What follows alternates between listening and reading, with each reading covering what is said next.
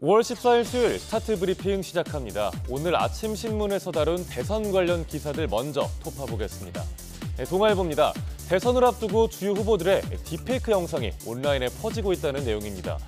욕설이나 폭언, 읍소를 하는 것처럼 조작된 영상들이 여럿 있었는데 하나씩 보시죠. 이재명 민주당 후보가 나도 바로 계엄령 선포하고 국회의원들 체포할 것이라고 말하는 영상이 유튜브에 올라왔습니다. AI로 만든 가짜입니다.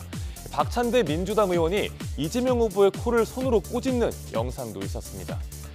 김문수 국민의힘 후보가 권성동 원내대표에게 뭔 개가 짖냐라면서 고함을 지르는 영상도 올라왔는데요. 역시 악의적으로 합성된 조작 영상입니다. 이준석 개혁신당 후보도 딥페이크의 대상이 됐는데 정치 브로커 명태균 씨에게 황금폰 비밀번호를 알려달라면서 읍소하는 듯 조작한 영상이었습니다. 이런 가짜 합성 영상들은 유권자의 올바른 판단을 흐릴 우려가 있죠. 엄연히 처벌 대상입니다. 하지만 확산 속도가 빨라서 경찰은 단속에 어려움을 겪는 중입니다.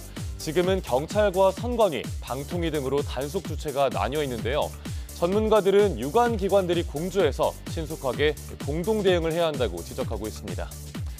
다음 서울신문입니다. 대선 후보들의 패션을 비교 분석한 기사입니다. 각자의 옷차림에 어떤 메시지와 전략이 담겨 있는지 살펴보겠습니다. 먼저 이재명 후보는 옆집 아저씨 같은 편안한 이미지를 주는 데 힘을 쏟고 있습니다. 니트와 카디건에 면바지를 입고요. 빨간색과 파란색이 섞인 운동화를 신은 게 대표적입니다. 백발이었던 머리도 염색을 했고 둥근 안경테를 착용해서 부드러운 인상을 주려고 합니다. 김문수 후보는 시간과 장소 상황, TPO에 맞게 의상을 갈아입고 있습니다. 민생행보 때는 이렇게 바람막이를 입고요. 격식을 갖춰야 할 때는 국민의힘을 상징하는 붉은 넥타이를 매는 시기입니다. 부인 설난영 씨가 매일 아침마다 그날의 일정에 맞게 코디를 해준다고 하네요. 이준석 후보는 타이를 매지 않고 팔 소매를 거둔 셔츠 차림이 기본입니다. 그런데 거리 유세를 할 때는 개혁신당의 주황색 후드 티셔츠를 입으면서 좀 더 젊은 이미지를 부각하고 있습니다. 전국을 돌면서 분주하게 공식 선거운동을 소화하는 대선 후보들인데요. 옷 하나하나에도 유권자들을 향한 메시지가 담겨 있습니다. 그런가 하면 온라인에서는 애칭을 활용한 선거운동도 활발합니다. 이 지지자들이 각 후보들의 별명을 활용해서 SNS에 해시태그를 달고 밈을 만드는 겁니다.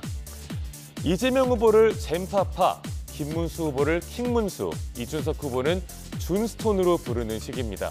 딱딱한 정치인에서 벗어나 친근한 이미지를 주는 효과가 있습니다. 갓재명, 문며든다, 준통령 같은 신조어도 생기는 중입니다. 주로 팬카페나 온라인 커뮤니티에서 이런 별명들이 쓰이는데요. 각 후보들의 캠프에서도 홍보에 적극적으로 활용하고 있습니다. 마지막 조선일보입니다. 글로벌 명품 브랜드 디올이 해킹 피해를 입은 사실 YTN이 어제 단독 보도했죠. 세계적인 회사지만 보안은 엉망인 게 드러났는데 이 내용 자세하게 보겠습니다. 이번에 고객들의 이름부터 연락처, 이메일과 구매 내역까지 모조리 유출된 걸로 파악됐습니다. 디올은 정보 유출을 인지한 지 6일이 지난 어제가 돼서야 고객들에게 알렸습니다. 그런데 소비자들에게 보낸 이메일엔 이렇게 적혀 있었습니다. 지난 1월 26일에 발생한 사고에 대해서 조치를 취했다. 그렇다면 약 100일 동안이나 고객 정보가 유출된 사실조차 몰랐다는 이야기입니다. 디올은 신용카드 정보를 비롯한 어떠한 금융 정보도 포함되지 않았다고 설명을 하지만 유출된 정보의 규모는 아직 확인되지 않고 있습니다. 또 중국 소비자들에게도 같은 공지를 한 거로 알려졌습니다. SKT 해킹 사태로 개인정보 보안에 대한 경각심이 높아진 상황에 이런 사고가 또 발생했습니다. 개인정보 유출에 대한 수사와 별개로 디올의 조치를 놓고도 조사가 진행될 걸로 보입니다. 5월 14일 아침 신문 살펴봤습니다. 지금까지 스타트 브리핑이었습니다.